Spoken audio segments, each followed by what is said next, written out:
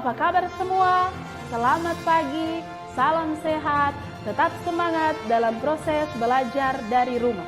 Nah, adik-adik, sebelum kita mulai pembelajaran hari ini, kita terlebih dahulu buka dengan doa menurut kepercayaan masing-masing.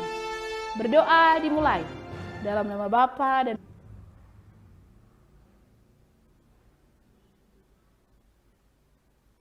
dalam nama Bapa dan Putra dan Roh Kudus. Amin.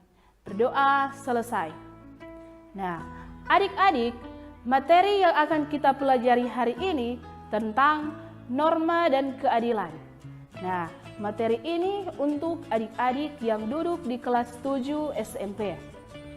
Sebelum kita masuk pada materi, terlebih dahulu kita harus mengetahui kompetensi dasar dan tujuan pembelajaran dari norma dan keadilan. Kompetensi pembelajaran. Kompetensi dasar 2.1. Menghargai nilai kesejarahan, perumusan dan pengesahan Undang-Undang Dasar Negara Republik Indonesia tahun 1945 sebagai bentuk sikap beriman sesuai norma. 2.2. Mengembangkan sikap bertanggung jawab yang mendukung nilai kesejarahan, perumusan dan pengesahan Undang-Undang Dasar Negara Republik Indonesia tahun 1945 sebagai bentuk sikap beriman sesuai norma. 3.2. Menganalisis kesejarahan, perumusan, dan pengesahan Undang-Undang Dasar Negara Republik Indonesia tahun 1945 serta norma yang berlaku dalam masyarakat. 4.2. Menyaji hasil analisis kesejarahan, perumusan, dan pengesahan Undang-Undang Dasar Negara Republik Indonesia tahun 1945 serta norma yang berlaku dalam masyarakat.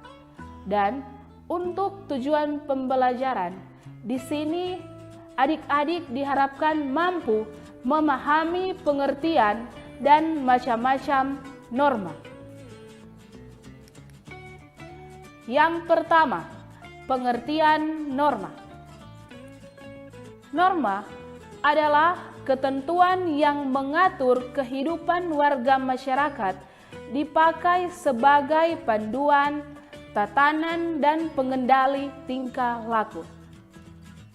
Nah, adik-adik, setiap kelompok masyarakat pasti memiliki perbedaan corak budaya, adat istiadat, aturan yang mengatur interaksi dalam kehidupan bermasyarakat.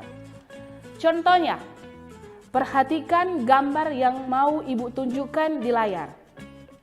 Di gambar yang pertama, di situ ada 3 orang anak sekolah dan seorang Pak Polisi.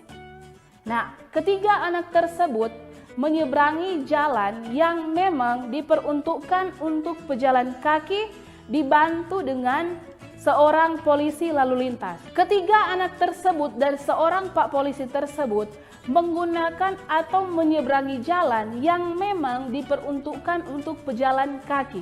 Nah, berarti anak sekolah tersebut dan Pak Polisi tersebut menaati aturan yang memang ada dalam aturan berlalu lintas. Kita bandingkan dengan gambar yang kedua.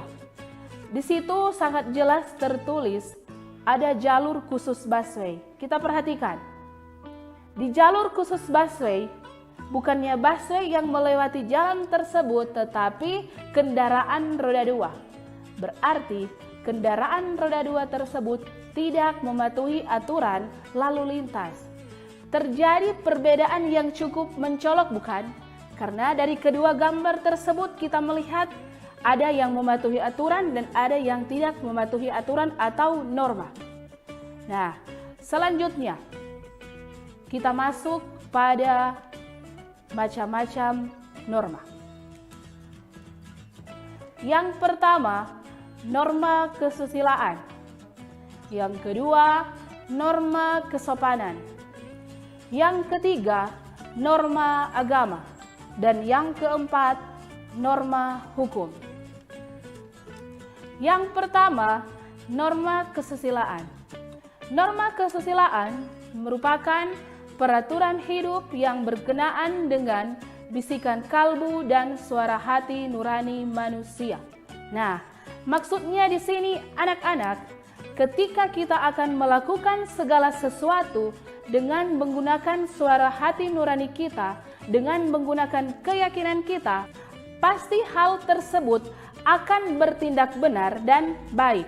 Contohnya, seorang siswa yang menggunakan atau mengikuti suara hati nuraninya saat mengikuti ulangan harian, pasti dia tidak akan menyontek. Mengapa demikian? Karena dia tahu bahwa menyontek itu merupakan satu hal yang tidak baik. Apalagi di masa pandemi COVID-19 ini, tidak lama lagi kita akan mengikuti penilaian tengah semester. Penilaian tengah semester tersebut akan dilaksanakan di rumah dan hanya diawasi oleh orang tua Anda.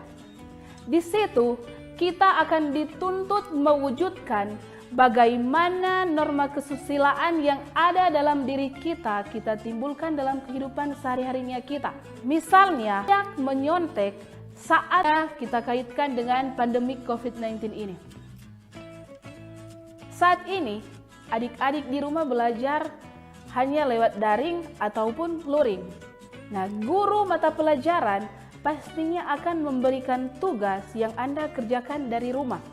Setelah selesai, kalian hanya mengirimkan tugas tersebut lewat WA ataupun Google Classroom. Nah, tugas tersebut Anda kirimkan dengan menggunakan bahasa yang baik dan benar, bukan menggunakan bahasa yang sangat tidak sopan untuk seorang guru. Yang ketiga, norma agama. Norma agama merupakan sekumpulan kaidah atau peraturan hidup manusia yang sumbernya dari wahyu Tuhan. Anak-anak, norma agama ini berasal dari Tuhan yang membuat manusia berusaha mengendalikan dirinya, sikap atau perilaku dalam kehidupan sehari-hari.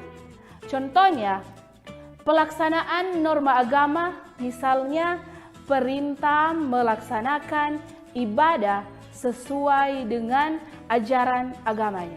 Yang keempat, norma hukum. Norma hukum merupakan peraturan mengenai tingkah laku manusia dalam pergaulan masyarakat dan dibuat oleh badan-badan resmi negara serta bersifat memaksa sehingga perintah dan larangan dalam norma hukum harus ditaati oleh masyarakat. Nah, anak-anak, dalam kehidupan sehari-hari kita, aparat penegak hukum, misalnya polisi, jaksa, dan hakim, mereka memiliki sifat memaksa setiap warganya untuk menaati aturan dan memberikan sanksi bagi pelanggarnya. Contohnya kalau anak-anak di sekolah. Kalau kalian melanggar tata tertib sekolah, berarti Anda sudah siap untuk dihukum. Misalnya, hanya mencoret dinding saja, hukuman atau sanksinya sangat jelas dengan mengecat kembali permukaan dinding tersebut sehingga tidak ada coretan-coretan yang Anda buat sebelumnya. Berikutnya, kita lihat hubungan norma dengan pandemi COVID-19. Hubungannya, saat ini kita berada pada situasi pandemi COVID-19. Dikaitkan dengan materi kita saat ini, marilah kita mematuhi anjuran dan arahan pemerintah untuk mematuhi protokol kesehatan, yaitu menghindari kerumunan, menjaga jarak, memakai masker, dan tinggal di rumah.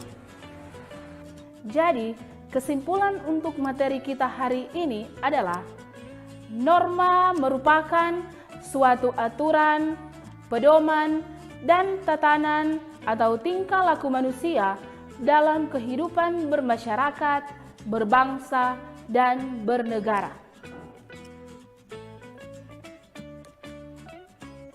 Untuk materi hari ini, Ibu akan memberikan tugas, yaitu bagaimana Anda mewujudkan salah satu norma dalam kehidupan bermasyarakat dihubungkan dengan cara kita memutus mata rantai penyebaran COVID. Bagaimana Anda mewujudkan salah satu norma dalam kehidupan bermasyarakat dihubungkan dengan cara kita memutus mata rantai penyebaran COVID-19. Demikian materi hari ini, dan untuk menutup pelajaran kita pada kesempatan ini, kita tutup dengan doa menurut kepercayaan kita masing-masing. Kita berdoa dalam nama Bapa dan Putra dan Roh Kudus. Amin.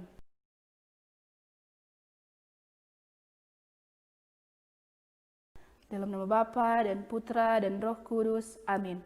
Berdoa selesai. Oke anak-anak, terima kasih. Salam sehat. Sampai jumpa.